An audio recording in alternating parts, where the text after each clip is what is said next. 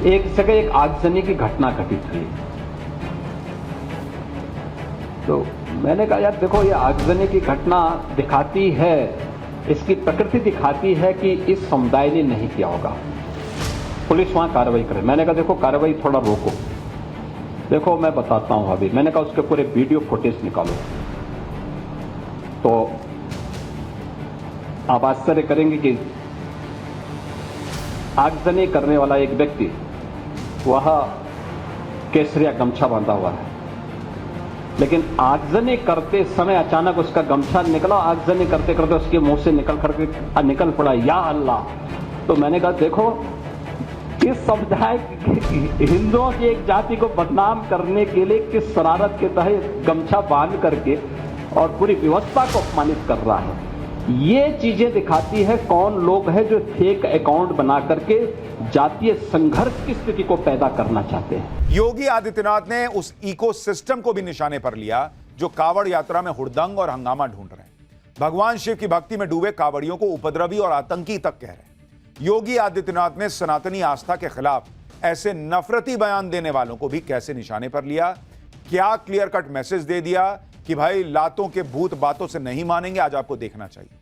आज पाठशाला में यूपी में 2027 के चुनाव से पहले मचे इस घमासान की पूरी डिटेल आपको बताऊंगा।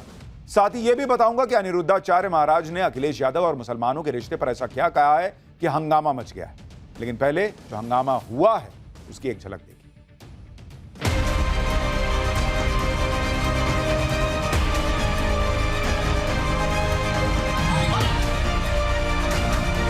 एकता का अद्भुत संगम, कोई भेदभाव नहीं।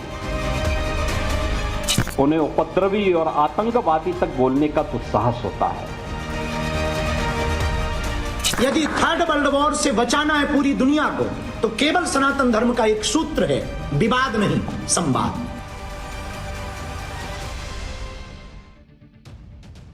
देश में एक तरफ सड़क पर कावड़ियों का हुजूम है, कावड़िए भोलेनाथ का अभिषेक करने के लिए कड़ी साधना कर रहे हैं। सावन के महीने में पवित्र कावड़ यात्रा चल रही है। शिव भक्तों में गजब का उत्साह दिख रहा है। सैकड़ों किलोमीटर पैदल चलकर भक्त गंगाजल लेने हरिद्वार जा रहे हैं।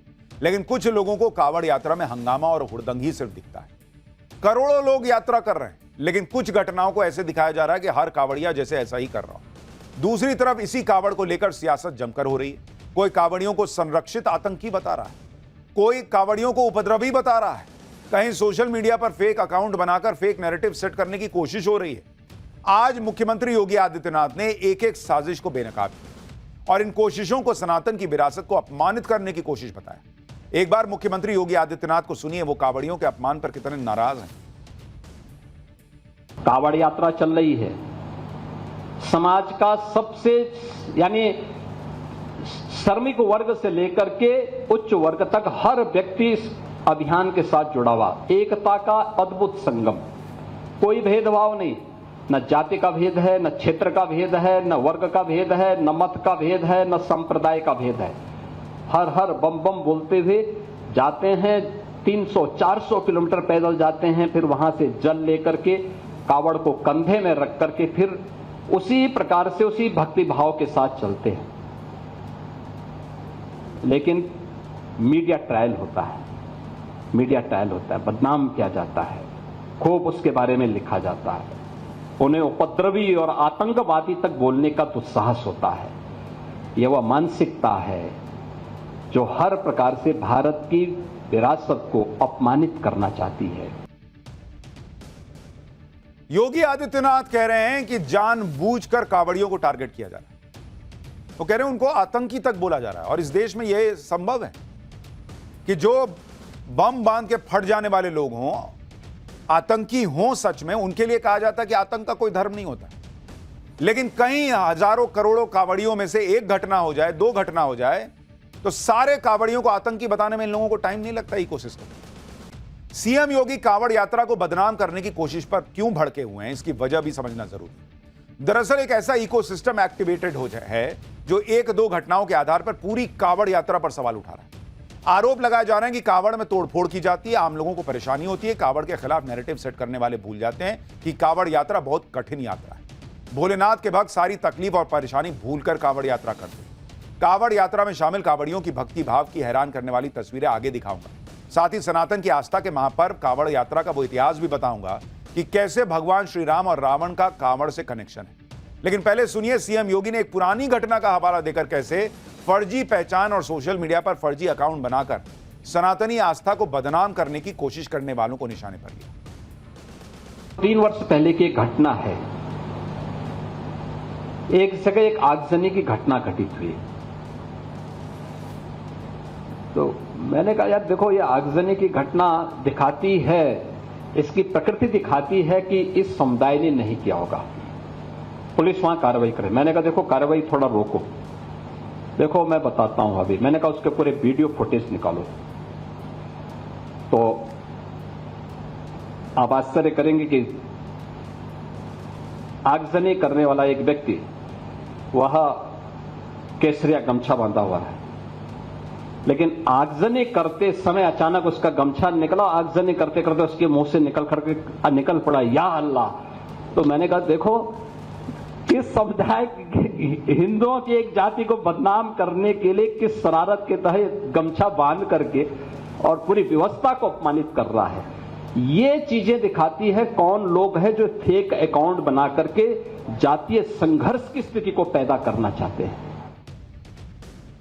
योगी आदित्यनाथ ने कावड़ यात्रा को बदनाम करने की कोशिश करने वालों को 2017 से पहले मुहर्रम पर निकलने वाले जुलूसों की भी याद दिलाई। सीएम योगी ने कहा कि मुहर्रम का हर जुलूस उत्पात, आगजनी और तोड़फोड़ का कारण बनता था, लेकिन सरकार ने अब सारा सिस्टम सुधार दिया।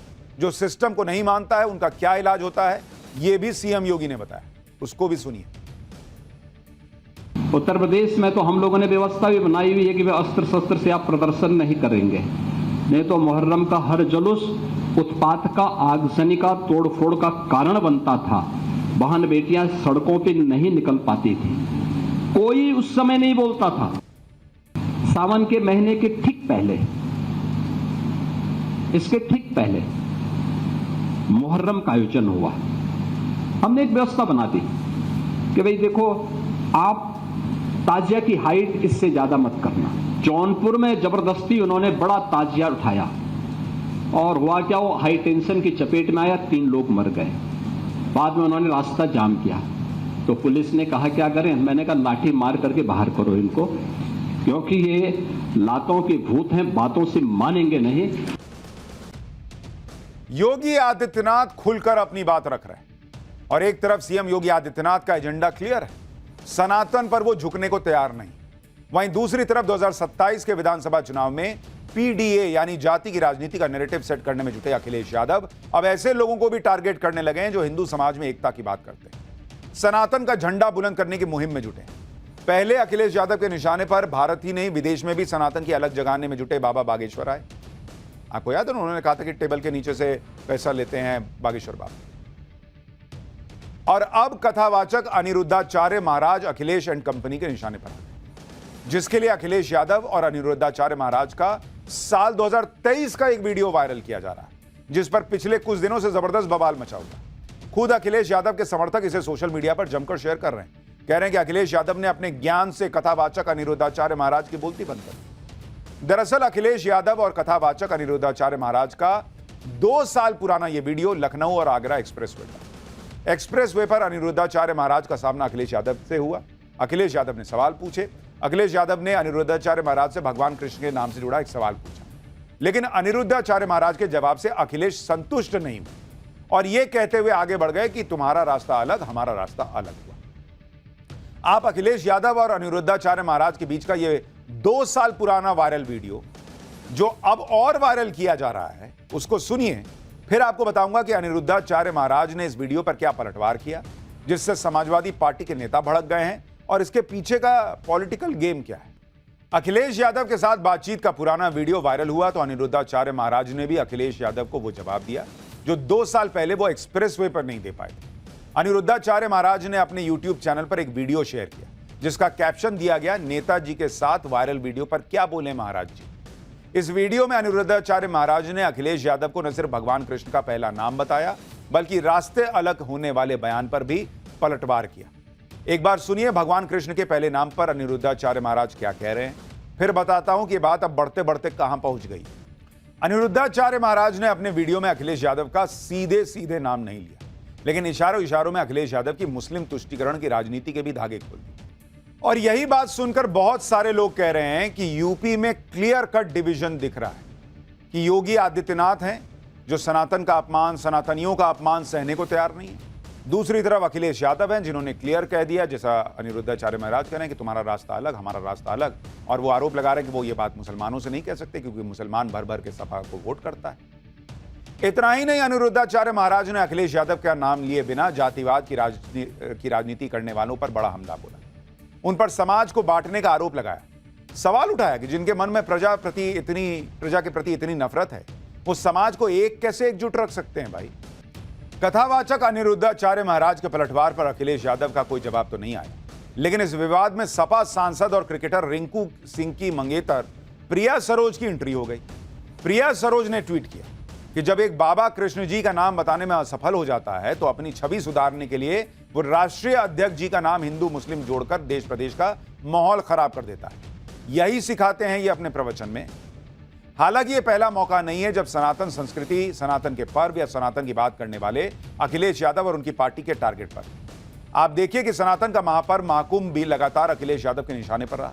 पहले उन्होंने कहा कि महाकुंभ कोई शब्द ही नहीं होता, फिर महाकुंभ की व्यवस्थाओं पर लगातार सवाल उठाए और ये तक कहा कि कुंभ में कुछ लोग पाप धोने जाते हैं, जो पाप करते हैं वो पाप धोते हैं। इससे पहले अखिलेश यादव तक राम मंदिर की प्राण प्रतिष्ठा में नहीं गए। यह भी देखिए कि जब यूपी के संभल में दशकों से दबाए गए सनातन के गौरव को लौटाने की खुदाई शुरू हुई, जिसमें शिवलिंग और खंडित मूर्तियां तक मिली, इस पर भी अखिलेश यादव ने कहा कि मुख्यमंत्री आवास की भी खुदाई होनी चाहिए, वहां भी शिवलिंग है। इन दिनों सनातन की आस्था से जुड़ी कांवड़ यात्रा चल रही है। अखिलेश यादव कांवड़ यात्रा में कांवड़ियों के स्वागत के इंतजामों पर तंज करने से नहीं चूकते। अखिलेश यादव ने कहा कि सीओ और एसडीएम कांवड़ियों के पैर दबाएं, उन्हें आराम मिलेगा। यानी अखिलेश यादव जब भी बोलते हैं ऐसा लगता है कि वो सनातन के खिलाफ बोल रहे हैं, उनको उससे दिक्कत है ऐसा लगने लगा है। अखिलेश यादव राजनीति में नए नहीं है, ऐसे में उनके सनातन विरोधी बयानों को 2027 के विधानसभा चुनाव के लिए उनके पीडीए वाले फॉर्मूले से जोड़कर देखा जा रहा है। एक्सपर्ट्स का मानना है कि अखिलेश यादव यह मानकर चल रहे हैं कि मुस्लिम वोट बैंक ही उन्हें 2027 में यूपी की सत्ता में वापसी करवाएगा। ऐसा क्यों, इसके लिए यूपी में मुस्लिम वोटर्स का गणित समझना जरूरी है। 2011 की जनगणना के मुताबिक यूपी में मुसलमानों की आबादी 3,85 लाख के करीब, यानी राज्य की कुल आबादी का करीब 20%। राज्य की 403 विधानसभा सीटों में यह लगभग 1/3 यानी 143 विधानसभा सीटों पर मुस्लिम वोटर्स का अच्छा प्रभाव है। यूपी की 43 सीटों पर मुस्लिम वोटर्स पूरी तरह निर्णायक भूमिका निभाते हैं। पिछले चुनावों की बात करें तो 2022 के विधानसभा चुनाव में समाजवादी पार्टी को करीब 83% मुसलमानों के वोट मिले और पिछले साल हुए लोकसभा चुनाव में समाजवादी पार्टी और कांग्रेस के गठबंधन को करीब 90% मुस्लिम वोट मिले। यानी एक्सपर्ट्स को लगता है कि अखिलेश यादव ये माने बैठे हैं कि मुसलमान का भर भर के वोट तो मिल जाएगा जब वो ऐसी बातें करेंगे, और हिंदू को वो जाति में बांटकर जो है जिस तरह की पॉलिटिक्स सालों से चली है, वहां से यादव का वोट, इसका वोट वगैरह वगैरह मिल ही जाएगा। उनको लग रहा है कि जो लोकसभा में प्रयोग किया उन्होंने वो सफल हो जाएगा और इसलिए खुलकर अपनी बात इस तरह से कह रहे हैं। यूपी में 2027 के विधानसभा चुनाव का नैरेटिव सेट हो गया है। एक तरफ सनातन की बात करने वालों के लिए अखिलेश यादव ने अपने रास्ते बंद कर दिए हैं, दूसरी तरफ सीएम योगी ने साफ कर दिया है कि रास्ता तो एक ही है और वो सनातन का रास्ता है। क्लियर कट मामला बन गया है। सीएम योगी आदित्यनाथ ने यह मैसेज ऐसे वक्त में दिया जब अखिलेश यादव कभी हिंदू एकता की बात करने वाले बाबा बागेश्वर पर अटैक कर रहे हैं, कभी सनातन संस्कृति की बात करने वाले कथावाचक अनिरुद्धाचार्य महाराज से कर रहे हैं कि तुम्हारे हमारे रास्ते अलग हैं। योगी आदित्यनाथ ने उस इकोसिस्टम को भी निशाने पर लिया जो कावड़ यात्रा में हुड़दंग और हंगामा ढूंढ रहे हैं।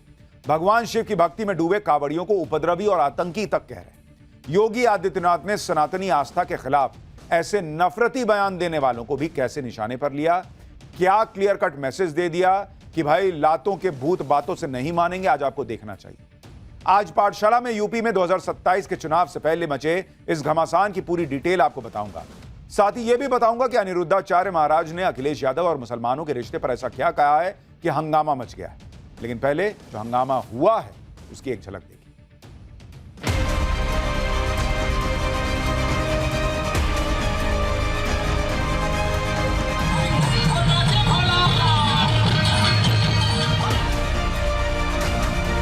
एक एकता का अद्भुत संगम, कोई भेदभाव नहीं। उन्हें उपद्रवी और आतंकवादी तक बोलने का दुस्साहस होता है। यदि थर्ड वर्ल्ड वॉर से बचाना है पूरी दुनिया को तो केवल सनातन धर्म का एक सूत्र है, विवाद नहीं, संवाद।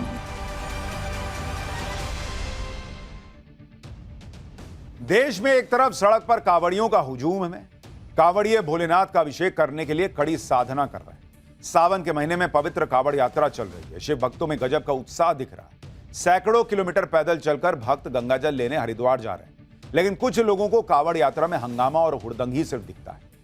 करोड़ों लोग यात्रा कर रहे हैं, लेकिन कुछ घटनाओं को ऐसे दिखाया जा रहा है कि हर कांवड़िया जैसे ऐसा ही कर रहा हो। दूसरी तरफ इसी कांवड़ को लेकर सियासत जमकर हो रही है। कोई कांवड़ियों को संरक्षित आतंकी बता रहा है, कोई कांवड़ियों को उपद्रवी बता रहा है, कहीं सोशल मीडिया पर फेक अकाउंट बनाकर फेक नैरेटिव सेट करने की कोशिश हो रही है।